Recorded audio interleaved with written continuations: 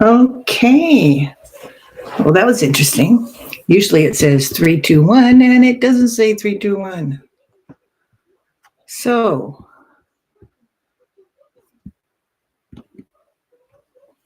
all right. This site is called Take What Rings True. So, the whole idea is I would like you to listen.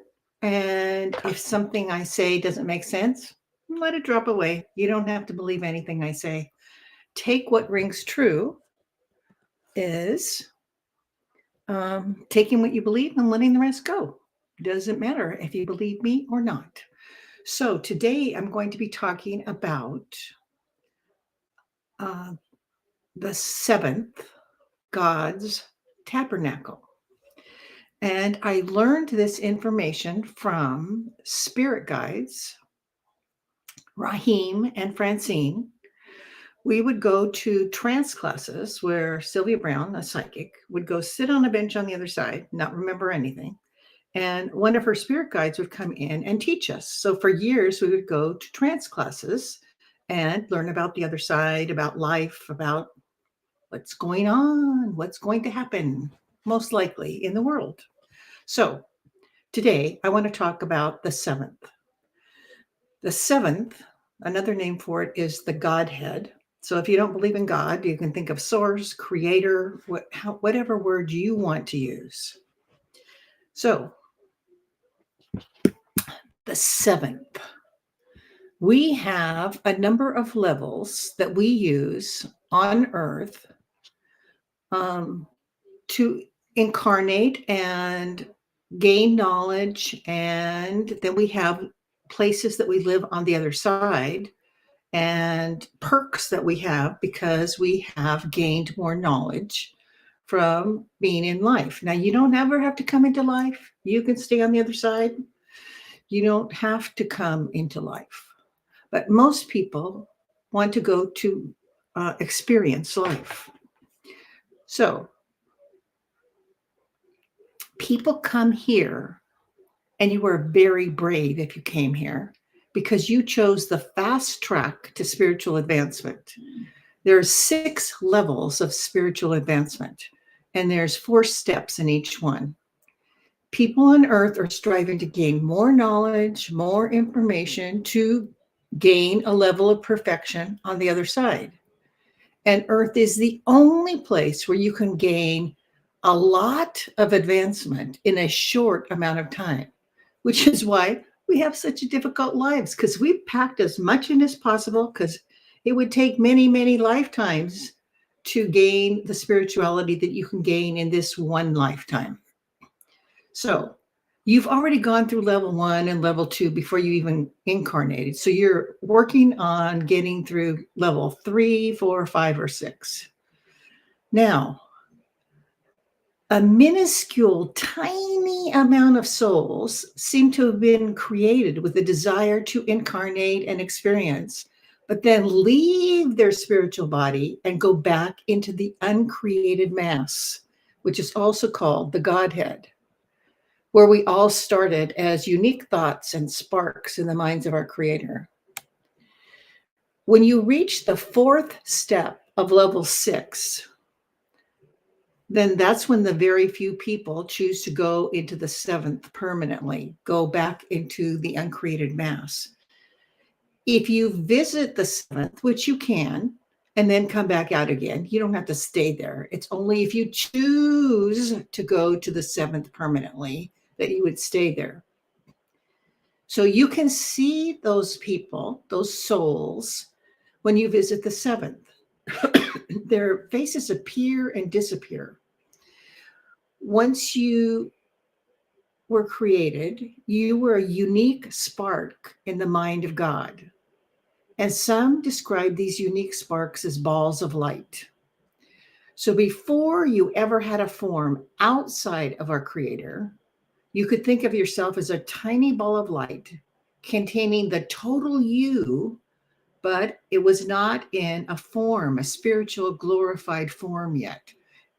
You could think of it like an egg. You were still in your egg and you hadn't come out yet, but you were a thinking being.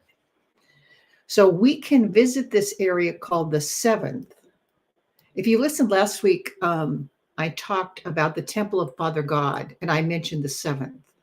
Behind the altar in the temple of Father God, there's a curtain or a veil with a rainbow like play of colors, and it defaults to gold.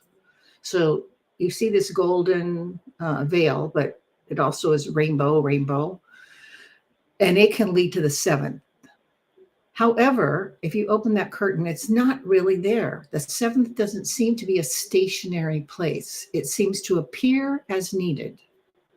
So you can go to the seventh by just asking, and the seventh would appear in that location.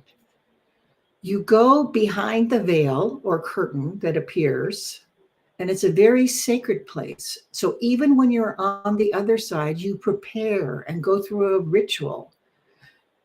You wear a mantle, and for a day or two, whatever, you're wearing this mantle, and people know that you are preparing to go into the seventh, to visit the seventh. Women wear a veil, men wear a yarmulke, as well as this garment that you have over you. And I always think of it like you're wearing this, and then all the negativity just drops away from you. It's just like you're sort of purifying yourself before you go into this sacred place.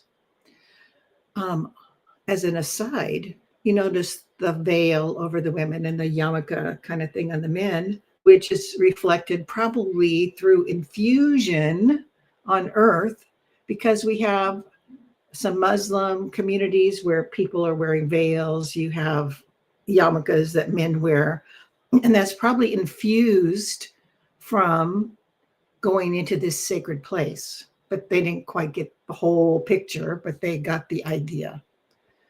So when you visit the seventh, you put on the mantle, you put on the veil if you're a female, you put on the mantle and the yarmulke kind of thing if you're a male.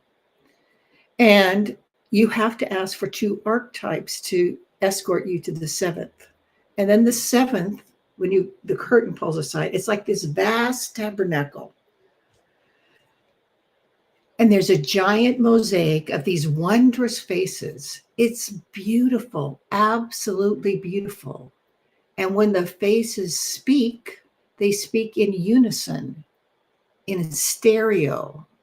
It's thrilling and wondrous. It has a bell-like quality. While we're on Earth, we can access the seventh, but not with the full impact. One spirit guide said, if you got the full impact, your physical body would just blow out. So it's very, very powerful to be in there. But we can visit, but it's just like we're a step back. It's like there's like a filter so that you don't get the full effect that you would if you were on the other side. So it's filtered so that we can handle it. Even if you're on the other side, it's so overwhelming and powerful and wondrous to be there. You can't stay there very long because the power is just so much. So even if you're on the other side, you spend a small amount of time and then you exit because it's just overwhelmingly overwhelming. So you decide you want to go to the seventh, and you ask in meditation, you ask for archetypes to come and escort you there. Now, it may take more than one time. It may take 3 times, 4 times before you can get there. So just like riding a bike, you might need to practice. So you meditate, you ask for 2 archetypes to escort you to the seventh. You can think of yourself, in the protective garment, and then a curtain opens and you see this wonderful tabernacle appear before you. And then you realize that you're like in the midst of the uncreated mass or the Godhead. I always think of it like I don't know, if you were going to look at a waterfall and you go to the observation area and there's like this little fence for you to hold on to. I always think of it like, okay, I'm in like my little visiting area here, and then there's the Godhead over here, so that I don't feel like I'm overwhelmed, but I'm also separated a little bit from all that power. So you asked to go to the seventh. The archetypes will escort you. Rahim, one of the spirit guides who would come in and teach us during trance classes, said, think of yourself in a cloud of light. And then you're transported to the other side in your meditation, and you walk through fields, and the archetypes come and they stand on each side of you, and then a veil appears in front of them or between them. And when the veil opens, there's the tabernacle, there's the Godhead, there's the seventh. And remember, it may take you more than one time to do this. Now, the advantages. Number one, you feel wonderful. Going to the seventh, you feel wonderful, you feel love, you feel wondrous, beyond earth, just so positive, so wonderful, so full of love. It's like a blast of all of this positive feeling. But the best thing, I think, for people on earth, the best reason for them to go to the seventh is that you can get healing. It can increase your health by just being there. The vibrancy of your life is increased. For example, if you've just gone through surgery or you're dealing with the flu, it can be so much improved by just visiting the seventh. It's like that power of creation just floods you. Now, the closest we can get to God in this earthly dimension that we're in is visiting the seventh. So that's why it can be called the Tabernacle of God. And the seventh contains the uncreated mass, also called the Godhead. And we need to remember we were sparks. We were individual, unique thoughts in the mind of our Creator, the mind of God, before we came into form. So a very, very, very few, minuscule amount of people from the time of beginning have always wanted, their ultimate goal is to go back into the uncreated mass, the Godhead. Now, if you've never thought about that before, I'm sure you're not going to stay there. It's only after you've reached the sixth level of advancement and the fourth step of the sixth level, then you could go to the seventh if that's what your soul decided at the very start of creation. So Rahim, one of the trance teachers, spirit guides, said, if you are a healer, ask for the souls in the seventh to attend you and help you with healing people. So if you're an energy healer, if you're a hands-on healer, you can ask for those beings in the seventh, those souls, to help you. So one time, Francine, another spirit guide who would come teach us in trance classes, said that when she appealed to the council, who is a ruling body, a help on the other side that you can go to for information, you can go to the council and ask for help.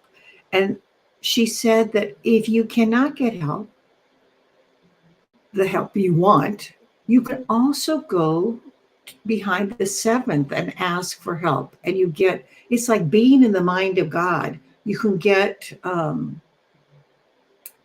information about how to get help for spirit guides. They're talking about you. You know, your spirit guide would be talking about you and how they could get help for whatever you're working on. So I know when one of those spirit guides was dealing with a court case where people were lying, people were attacking other people. I'm pretty sure that might have been when Francine had gone to the Godhead, the seventh, to talk to the spirits, the souls that are there. And then you would get it because, we're told so often that we're one, we're a unified force, we're the universe, we are God. Well, in this case, those voices speak in unison because they're connected so directly to the mind of God. So you can ask for their help, but you can also ask, if you're a healer, ask for them to attend you and help you with the healing. It's a multiplied effect of healing people because you're calling in source energy to help you heal. So consider, you might want to go visit the seventh. You might want to gain knowledge. You might want to gain health. You might want to gain vibrancy. You might want to just feel better. So you would meditate, ask for 2 archetypes to escort you. Know that you're going to be going to the other side, and the archetypes come and stand by you. They stand apart because a veil or curtain forms between them. When that's lifted, then you see the Godhead. You see God's tabernacle. You see the mind of our Creator. Now, this can be a little overwhelming, I think, if you've never thought about that before or heard about it, but it's something to consider. Especially if you're having health issues, you might consider that. So, thank you for listening today. Thank you for going on this journey with me. And I will see you next week on Wednesday, 10 a.m. Pacific time. So, if you do go to the seventh, then I would love it if you would share with me. You don't have to share on this site. You can message me if you would like. But on YouTube or Facebook, you can put things in comments. Or if you have questions, put them in comments. Thank you for visiting, and I'll see you next week. Bye.